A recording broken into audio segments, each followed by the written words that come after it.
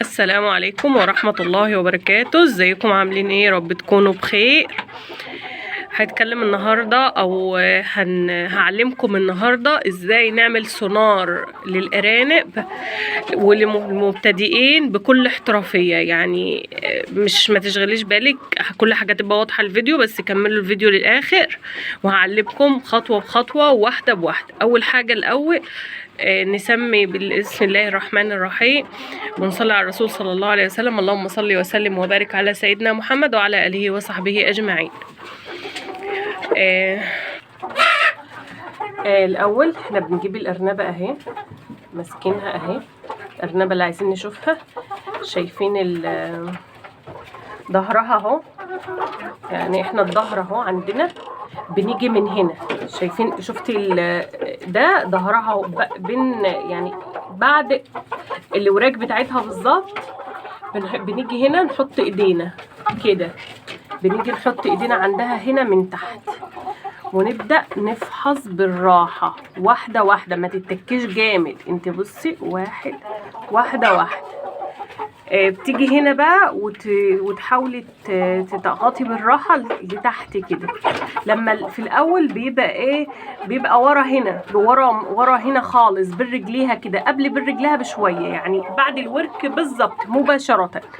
انما لما بيكبر بيبقى في بطنها كله، بياخد لحد اكتر من نص البطن. يعني انت لما بيكبر بيبقى الحمل كبير. تاني حاجة بقى اللي احنا عايزين نقوله لك، هتعرفي ازاي ان هي حامل. بيبقى الحمل تحت، يعني بيبقى الحمل في بطنها من تحت، انما مش لازق في ظهرها. انما لما تلاقي حاجة مدورة بحجم الحمام بتاعها او بحجم الزبل بتاعها، بيبقى ده مش حمل، ده بيبقى الحمام بتاعها. انما عايزه تعرفي تفرقي بقى بين ده وبين ده، الحمام بيبقى في خط مستقيم جاي من فوق ونازل، جاي من نص بطنها لاخر بطنها، بيبقى فوق وبيبقى نازل لتحت. انما الحمل بيبقى ايه، في البطن من هنا، من هنا من تحت. يعني اللي عايزه اوريه لكم ان دي حامل اكتر من 15 يوم. بصي بتمسكي، بتبقي ماسكه كده اهو، تحسيه ماسك حاجه في ايديكي اهو. شفت هنا؟ يعني هو تحت ايدي اهو، تحت ايدي اهو. طبعا ايه، شايفين ايدي بالراحه اهي اهو، لازق في ظهر بطنها. انما الحمام بيبقى قلنا زي بيبقى خط هشرح لكم كده. بيبقى خط هنا كده، بيبدأ من هنا من نص الظهر كده، وبيبقى نازل يعني زي بزاويه كده لحد ايه المخرج بتاعها.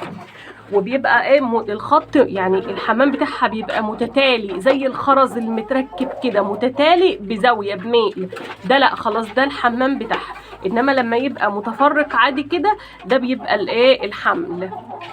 تمام؟ يعني الارنبه اهي دماغها، تمسكي كده وتمدي الارنبه لورا كده، وتمسكي ايه وتبداي تفحصي لتحت كده اهو لحد ما يبقى كده. يعني اللي بيبقى قد بيبدأ بقى تعرفيه بقى عمر اسبوع، بيبقى زي الخرزه الصغيره. بعد شويه بيكبر شويه، بيبقى خرزه اكبر، بعد شويه خرزه اكبر، لحد ما ايه بتيجي بقى ساعه الولاده او قبل الولاده بيومين ثلاثه، تيجي تمسكيه تحسي ان الجنين او الجنين اللي في بطنها بدأ يجيله عظم كده، تحسي ان هو عضم كده. طالما الجنين كده عضم، يبقى انت اعرفي ان كده الارنبه دي خلاص هتولد، بتحضر لعشها وهتولد. انما اللي معانا ده حوالي 15، من 15 ل 20 يوم. يعني معانا ايه، هو مش 15، هو اكتر من 15، بس احنا هقول لك من اول 15. من اول 15 يعني هوريكي حاجه او طوبه يكون هو حجمها ايه. ثواني خليكم معايا، خليكم معايا. يعني هو مثلا في حجم اقل شويه من الغطا دي، اقل شويه من غطا الازازه دي. فكده 20 يوم، كده داخل على 20 يوم. مثلا ايه اكبر من حجم القطره دي شويه. يعني مثلا كده ماسكاها في ايدي كده بالظبط، كده بالظبط. اسفه ايدي متوسخه مكان اكل الطيور. بيبقى ده كده بالظبط. ده عمر 20 يوم، 18 20 يوم. ثواني بس معلش احنا غلبناكي.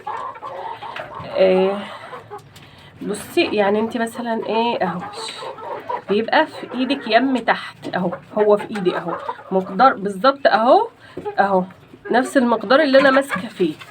يبقى احنا كده عرفنا ازاي يعني نعرف ان الارنبه حامل ولا لا، ونفرق ازاي بين الحمل وبين الحمام بتاعها او بين البراز بتاعها.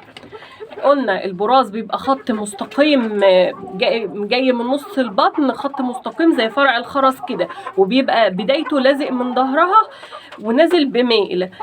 انما الحمل بيبقى ايه في بطنها، منتشر في بطنها كلها. اما بيبقى صغير بيبقى اقرب لرجليها واقرب لفخاتها هنا. لما بيكبر شويه كل ما بيكبر كل ما بيفرد في بطنها كلها. كده عرفنا الفرق بين تعرفي ازاي او عملنا سونار للارنبه، او عرفنا ازاي الارنبه حامل، تعرفي ازاي ان الارنبه حامل ولا لا، وتعملي لها سونار بكل ثقه. اهم حاجه بس ما تتكيش على بطنها، وان شاء الله يعني ربنا يوفق الجميع ويبارك للجميع يا رب.